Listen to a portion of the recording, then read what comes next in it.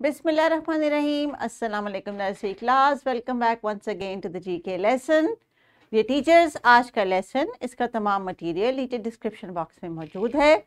आज का हमारा टॉपिक है एनिमल्स इन द फार्म। जी हाँ बच्चों, फार्म एनिमल्स के बारे में आज हम बात करेंगे। ये जानेंगे कि फार्म एनिमल्स क्या होते हैं, इनको फार्म एनिमल्स क्यों कहते हैं, और फिर कौन कौन से ऐसे फार्म एनिमल्स हैं जिनके बारे में आप जानते हैं, या आपके इलाके में कोई फार्म है, या अगर आपका अपना कोई फार्म हाउस है तो आप उस पर भी हमारे साथ इंफॉर्मेशन शेयर करेंगे कि आपके फार्म हाउस में कौन कौन से एनिमल्स हैं।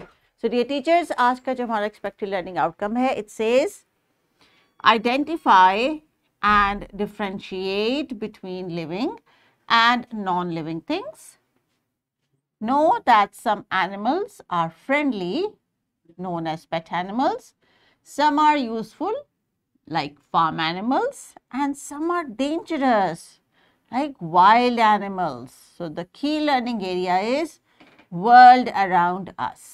So teachers, we are going to identify first, and then we are going to differentiate what are living things and what are non-living things. Already बच्चों ने ये कॉन्सेप्ट प्ले ग्रुप में पढ़ा है, इसलिए हम उसको आज कर लेंगे रिवाइज, और ये देखेंगे कि बच्चों की जनरल नॉलेज में लिविंग और नॉन लिविंग थिंग्स को लेके क्या अंडरस्टैंडिंग ऑलरेडी है, और जिनकी नहीं है आज हम उसको डेवलप करेंगे। सेकेंड, हमने जानवरों को 3 कैटेगरीज में आज डिवाइड करना सीखना है। कौन कौन सी? Pet animals, farm animals and wild animals. और इनकी जो क्वालिटीज हैं, जैसे कि pet animals are friendly, farm animals are useful, wild animals are dangerous.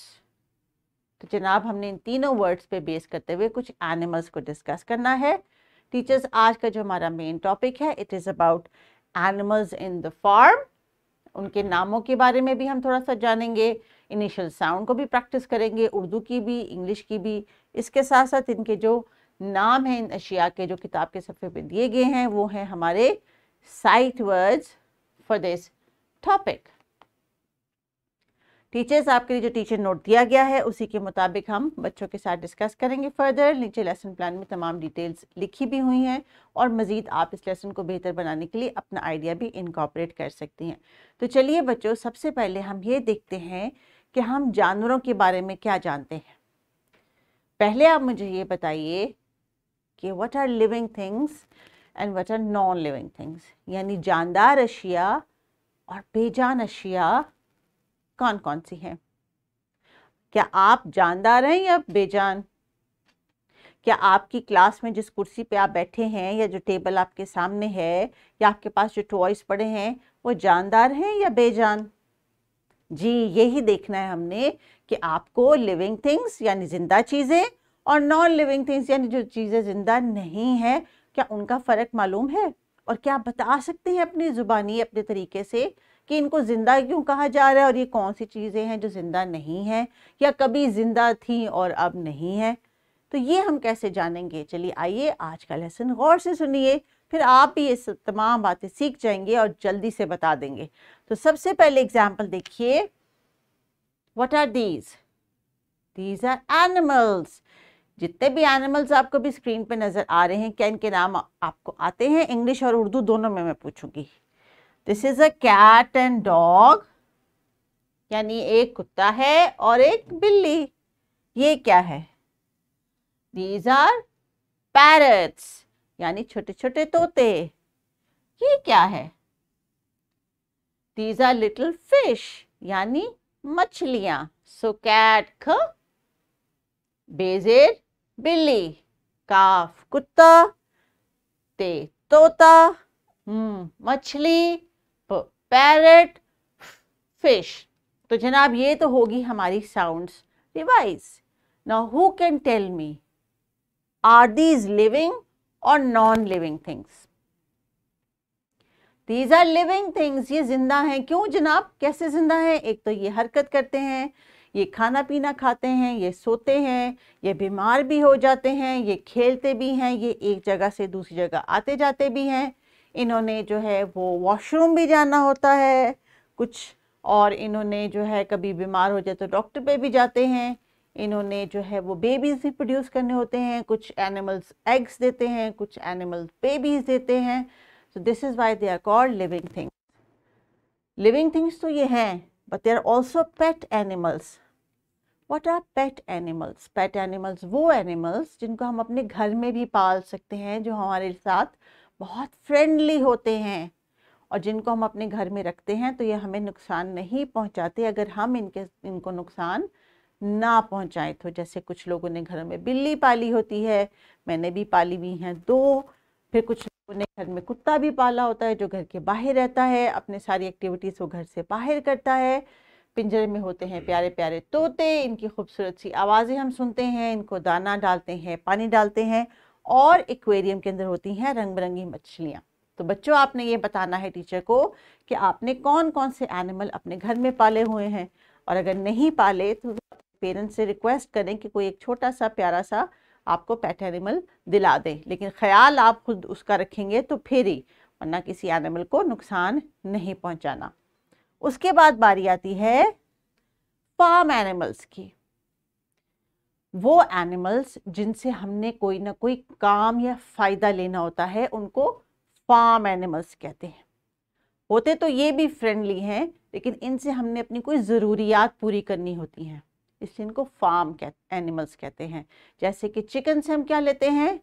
Meet and eggs. Sheep से हम क्या लेते हैं?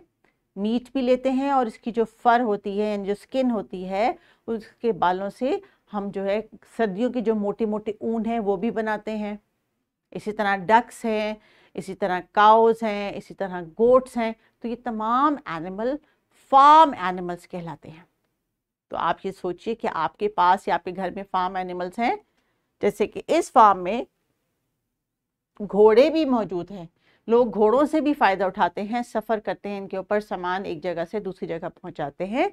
इसी वजह से इन एनिमल्स को यूज़फुल एनिमल्स कहा जाता है, यानी हमारे काम आने वाले एनिमल्स, और इनसे हम अपनी कुछ ज़रूरियात पूरी करते हैं। इनका भी हमने उसी तरह ख्याल रखना है, खुराक का भी, सेहत का भी और हिफाजत का भी। उसके बाद जनाब बारी आती है डेंजरस एनिमल्स की। Do you know what is the meaning of the word dangerous? खतरनाक। तो मेरी स्क्रीन पे आपको नज़र आ रहे हैं 2 जानवरों की तस्वीर। क्या आपको इनके नाम आते हैं? What is this? This is an alligator. Alligator. Magarmach. What are these? These are leopards. ये होते हैं जंगल में। आपको पता है ना, ये भी एक शेर के खानदान की फैमिली का मेंबर है। There are leopards and lions and jaguars and tigers. जी हाँ, तो क्या इनको हम घर में रख सकते हैं? नो। एक तो ये साइज में बहुत बड़े हैं, दूसरा ये ख़तरनाक हैं क्योंकि इन्होंने जो है वो गोश्त खाना होता है, ये हमें नुकसान पहुंचा सकते हैं। इसलिए इस तरह के एनिमल्स को जंगल में ही रहना चाहिए, जहाँ पे वो आज़ाद खुली फ़िज़ा में रह सकें।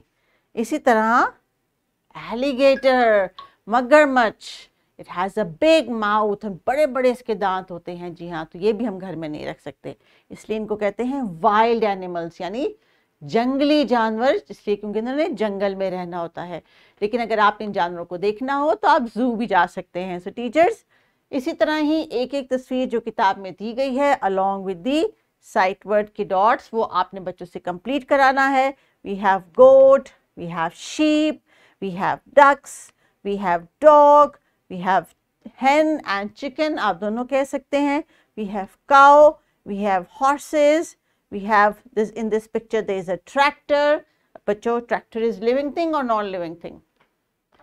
It's a non living thing. जी हाँ, क्योंकि ये तो एक मशीन है और वो तमाम चीज़ें जो जिंदा नहीं हैं, हरकत नहीं कर सकती, खाना पीना नहीं मांगती, अपनी जगह नहीं बदल सकती हमारी मदद के बगैर, वो होती हैं नॉन लिविंग थिंग्स। सो टीचर्स, ये डिस्क्रिप्शन आपने बच्चों को देनी है।